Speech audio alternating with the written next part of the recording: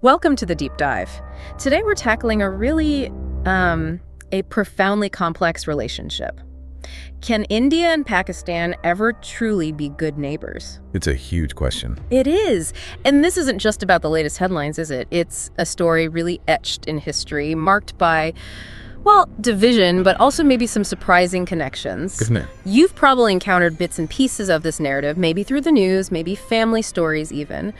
But our mission today is to see if, beneath all the conflict, there might be factors pointing towards a more peaceful future. Right. So we're diving into our sources to sort of unpack the history, understand the challenges that persist, and also explore where any genuine hope might actually lie. Exactly. So where do we start? The history seems crucial. Absolutely. To understand the present, we really have to look back. Our source material kicks off with a fundamental point, one that's sometimes overlooked.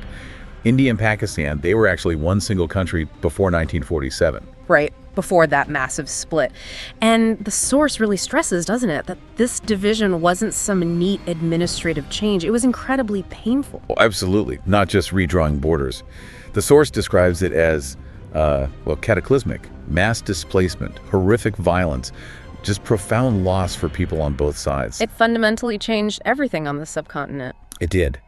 And that legacy, it's not just in history books, is it? The source asks you, the listener, directly, have you heard stories from your grandparents? Mm-hmm. And that really highlights how deeply embedded that partition is in living memory. It's shaped family stories, identities, even today. It's like a wound that hasn't quite healed. Yeah, that historical context definitely sets the stage for the ongoing difficulties. Mm-hmm. So our source then gets into why things have remained so tense, right? It points directly to the wars they fought. Yes, the wars are a major factor.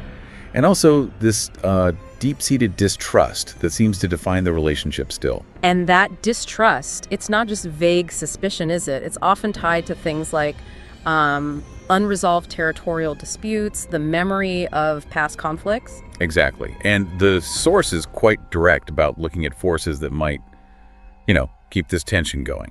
Like what?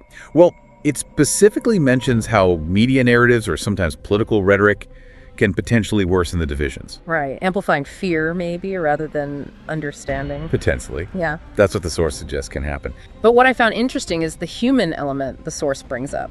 Despite all this history, these pressures, it asks that really simple, powerful question.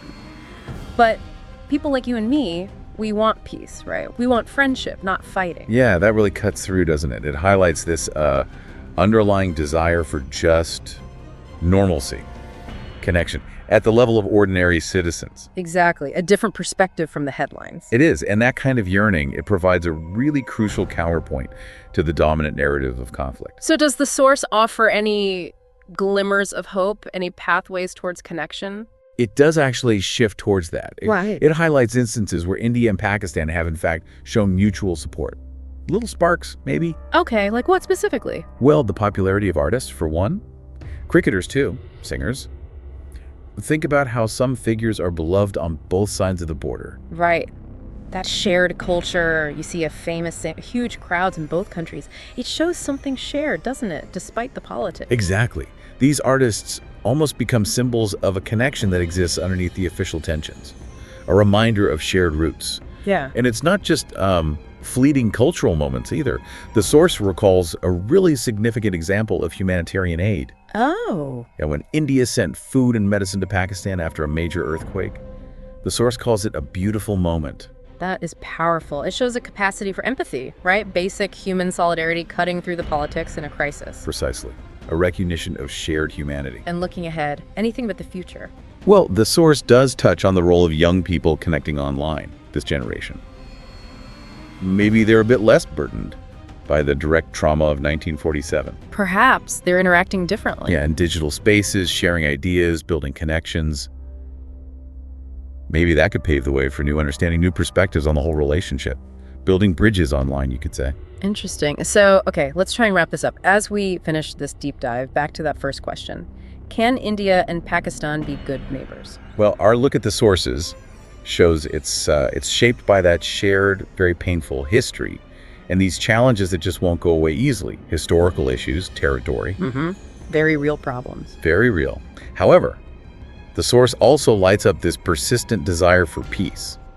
And it gives these tangible examples, culture, aid, connections. Yeah, things that happen even with all the tension. Right. Which suggests that while the path to being truly, good neighbors is incredibly difficult, maybe the possibility isn't completely zero. It's not a simple yes or no, then. Definitely not. And that kind of leads us, and you, the listener, with this final thought to chew on. Faced with such deep political divides, such a heavy history, what's the real power of that cultural exchange? Those individual people-to-people connections we talked about. Like the artists or the kids online. Exactly. Can that shared love for a song or a simple online chat, can that genuinely help overcome these massive historical barriers and maybe, just maybe, foster a slightly more positive future between India and Pakistan? Something to think about. It's a question that's still unfolding, isn't it? It absolutely is.